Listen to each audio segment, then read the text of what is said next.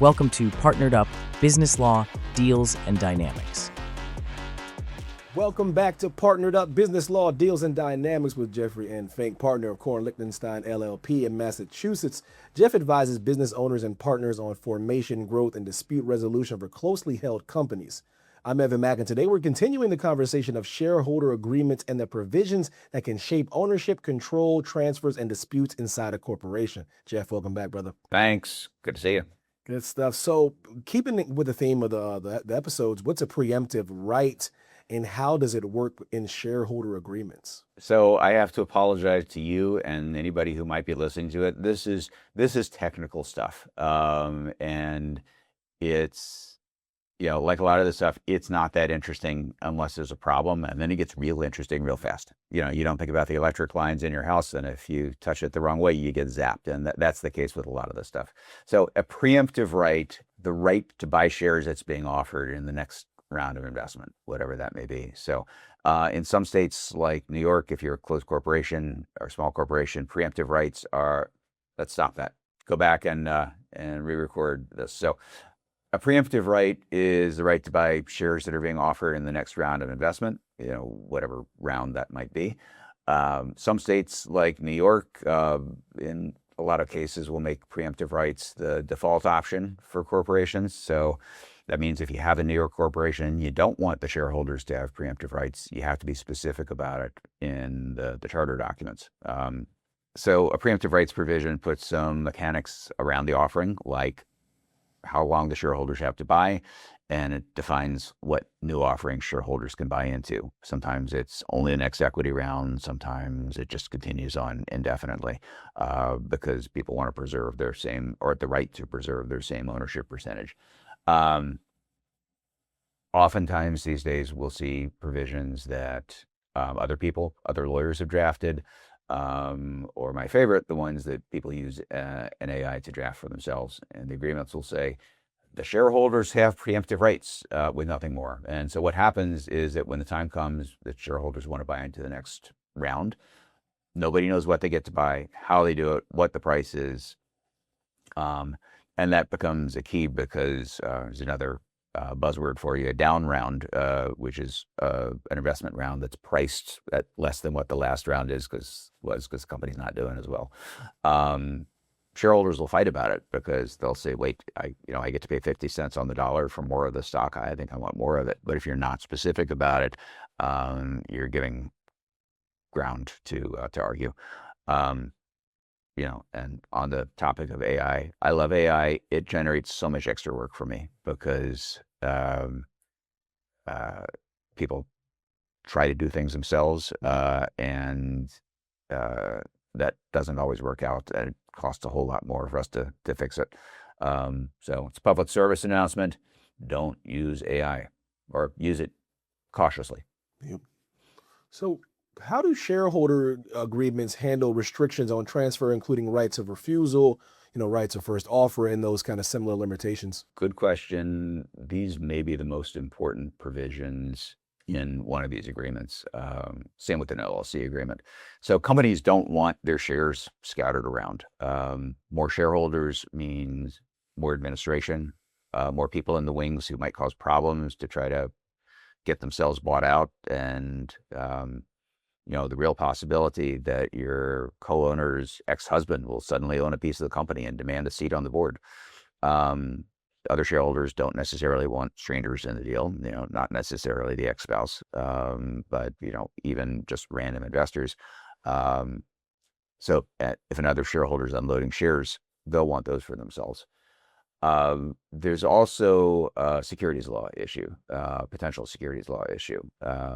So not to get too technical, but investors in private companies get their ownership interests, their shares and membership interests, whatever, under an exemption from registration that required the shares not to be part of a public offering. And one way that you make sure that it's not a public offering is to prohibit free transfer of shares. So they go to the people you sold them to, and it's hard to turn it around and resell it to somebody else.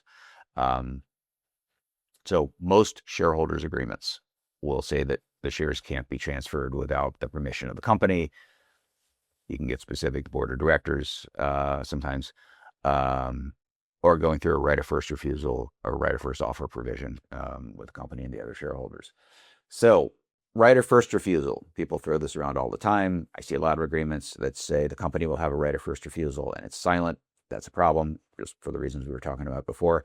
But a right of first refusal means that if somebody, some third party, and usually it gets specified a bona fide third party with a real offering, so you have a third party who offers to buy your shares, you have to give the company and usually the other shareholders the right to match that offer. Right of first offer changes the timing a little bit. So it means you come up with the price and the terms, you give the company, usually the other shareholders too, the right to buy your shares under that deal. And if they don't, then you have a set period of time to find a third party to buy on that deal. And if the deal changes, then you have to go back and negotiate it.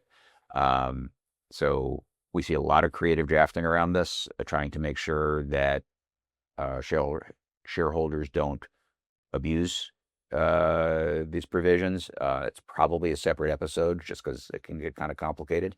And we also see people trying to game the system. Let me tell you a story. A long time ago, I was doing some work for this huge private company that was a subsidiary of an even bigger public company. It was a 50-50 owner of a joint venture with another big company. It was a corporation that they both owned half of.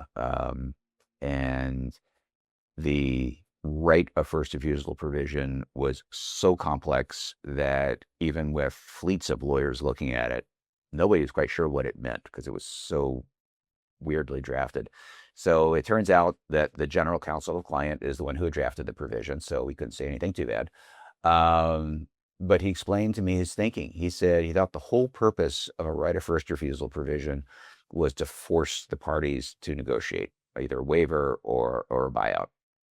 He said no one would really go through all the steps that you need as part of the mechanics, where you offer something and you have to wait a certain number of days, and then you offer it to the next shareholder, to the next shareholder or group of shareholders, wait a certain number of days, and then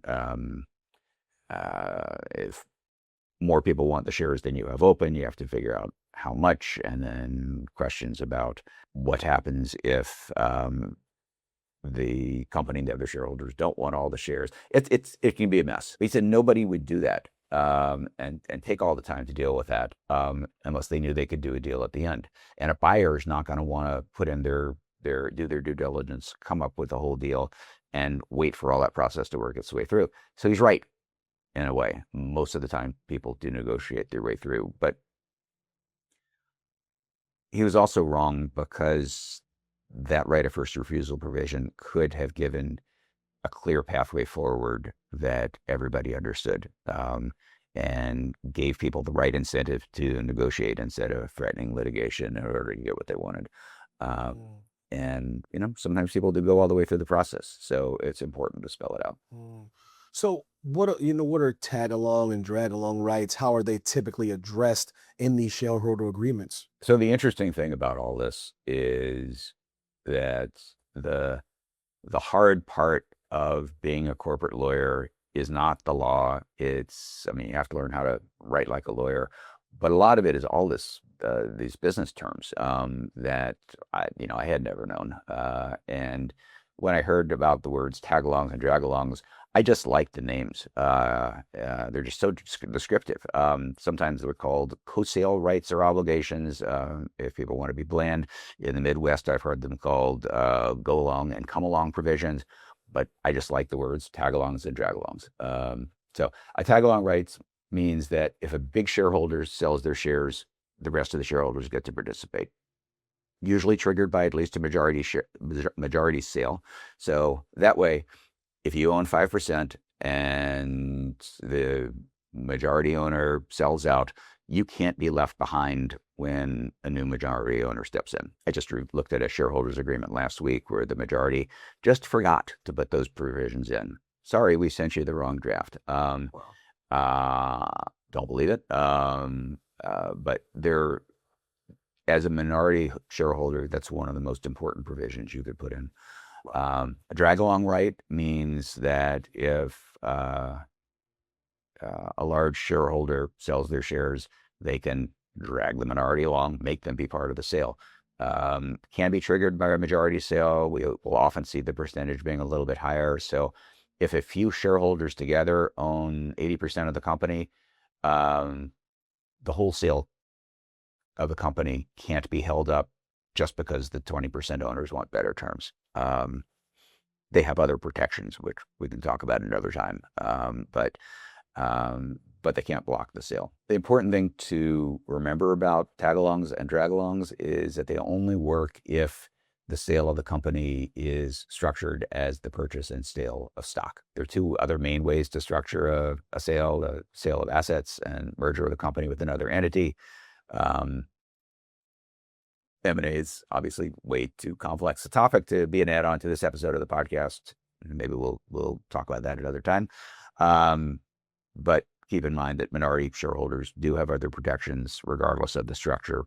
But just in case it's a stock sale, you really want that.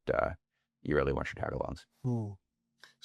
So what role do buy-sell provisions play in shareholder agreements? So there are a lot of circumstances in which a company would want to buy back its shares.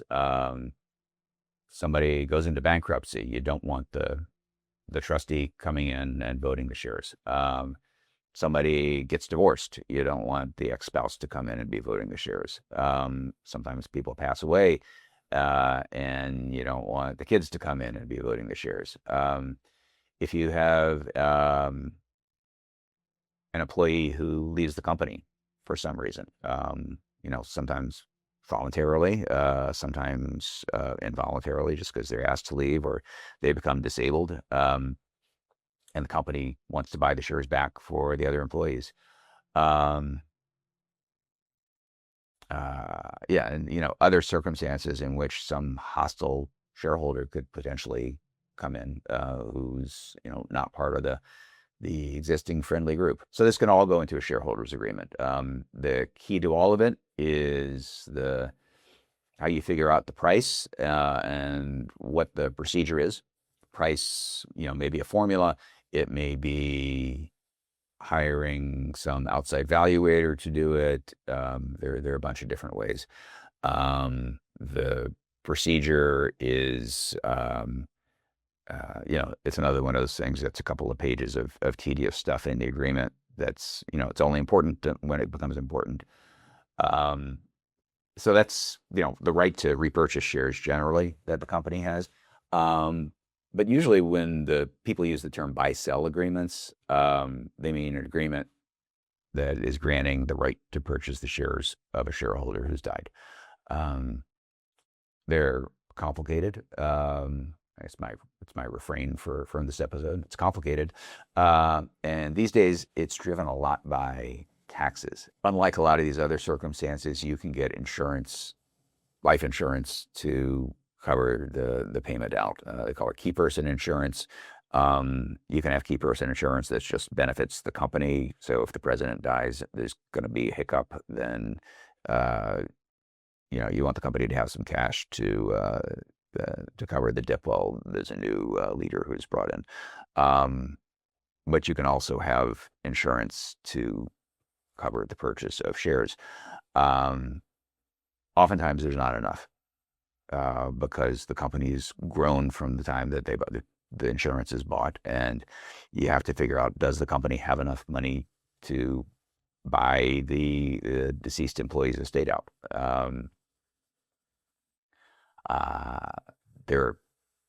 I'll typically draft terms into an agreement. We don't always see that. Sometimes even when the terms are there, like paying out with a promissory note over 4 years, they run the numbers and the cash flow of the company is not enough. So then that has to get renegotiated. And then, as we talked about before on this podcast, when the insurance is held in the wrong entity for tax purposes, it's a problem. The law changed a few years ago so that if the company that's doing the buyback gets the insurance, then the value of the insurance proceeds become part of the value of the company, which then bumps the value of the company up. And there are ways to work around that, which can get kind of messy. But I would say, probably 2/3 of the buy-sell agreements out there haven't been updated yet. And so when someone passes away, it's just, it's not a good situation anyway. And, the working out that complexity with the estate is, really not something that the personal representative wants to be doing or the company wants to be doing. Mm. So Jeff, in your experience, where do shareholder agreements most often go wrong? Well, that's one. Uh, that's one. The biggest problems that I see are kind of inadequate or missing protections for minority owners, particularly in Delaware corporations where the minority owners don't have as much protection by law. You're really going to want to build that in. Uh, so there's that. There's people trying to game the right of first refusal provisions, and outdated buy-sell agreements are probably the three biggest issues. Like I mentioned before, don't use AI to draft your agreement. Every AI agreement I've seen has so many problems. They create their own set of issues. AI can be incredibly useful to to educate yourself before you talk to a lawyer, and understand in more detail what some of these provisions are once you get a draft back. But using one to do the first draft is, you're at least in the state of the world today, it's not going to be enough. Tell a story. A situation I'm thinking of where people wanted to buy back the shares of a 20% shareholder who had helped start the business, but he ended up leaving the company and actually brought some liability down on the business while he was still involved. The agreement, which we didn't draft, got to say that, was internally inconsistent. There's one provision that said one thing and another clause that said something else that didn't quite work together. And it was silent on some key aspects of procedures for things. So it unfortunately cost time and money to work out how he was going to be departing. So it might have cost a little bit more money to set it up right in the first place, but all the parties together probably spent $60,000-$70,000 in legal fees just to try to work something out that they could have set up a mechanism for to start with. That particular situation is, that was a real situation. That kind of thing's pretty common. Yeah, you kind of give good examples throughout the podcast. So kind of the last question kind of bleeds into it a little bit. Did you see anything like that in your experience where like kind of gaps in the agreement led to a dispute? I'll give you 3 stories. First one, this was bad. The shareholder was dying. He had a very aggressive form of cancer. There wasn't going to be enough money in the company to pay the buyout price. Insurance wasn't enough. And, again, this is one of the situations where there was payment over time with a promissory note that the company just couldn't afford. And on top of that, the other shareholders wanted to change their ownership percentages around. So there was someone new who was coming in as the CEO, and they had to make room for him. So it took the last few months of this poor shareholder's life, and again, tens of thousands of dollars of work by a bunch of lawyers to fix it up. I actually think that this shareholder held on until we could get this resolved because he didn't want to leave a mess for his estate. Really, really tough situation. So another one, someone triggered a right of first refusal provision in a way that wasn't real. So it wasn't a real buyer. There wasn't a real offer. The terms were kind of make-believe. And what he wanted to do was just come up with a number and force the other shareholders into buying him out. And yeah, I can't get further into the motivations on that because I can speculate on what's in people's head, but you never know for sure. But it took 6 months, threats of litigation, tens of thousands of dollars of work by a lot of lawyers to get that one fixed. Third situation, again, common, but the shareholders agreement had a list of these protective provisions, things that that required the consent of investors to before the company did them. The majority owners were doing all kinds of shady stuff, deals for themselves and with their cousins, and there was a potential buyer waiting in the wings, and it wasn't clear how much they were going to try to hide some of the purchase price in other things that weren't straight purchase price, which you can do. So when the minority owners complained about it, once they started finding out about these things, the majority owners pointed to that list and said, look, it wasn't on that list. We can do whatever we want if it wasn't on the list. That one was bad enough so that what the majority was doing was a breach of fiduciary duty.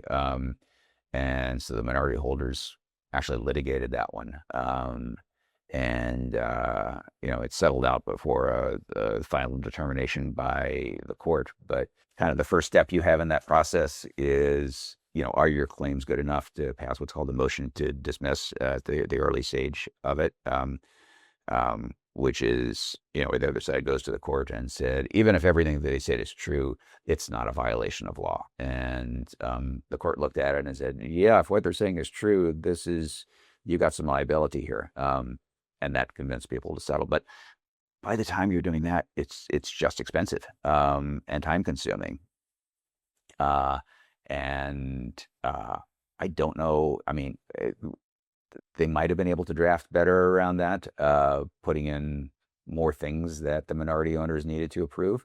I have a feeling the majority owners, I was representing one of the minority owners there, so I have a little bias here, but I have a feeling the majority owners would have been bad actors anyway. But at least it would have helped them. It would have helped them in litigation and might have prevented it because it would have been a clear path forward. So stories are interesting, and they're cautionary tales. Absolutely. Jeff, thank you so much for your time, brother. Thank you. Appreciate it. All right. That's it for today's episode of Partnered Up, Business Law, Deals, and Dynamics. If you'd like to learn more about Jeff Fink and his work at Coren Lichtenstein LLP, visit cl-lawgroup.com. Thank you so much for listening. If you found this episode helpful, don't forget to subscribe, leave a review, and share it with someone who could use it as well. And we'll see you all next time. Thanks for watching. Be sure to hit that like and subscribe button and leave us a review in the comments.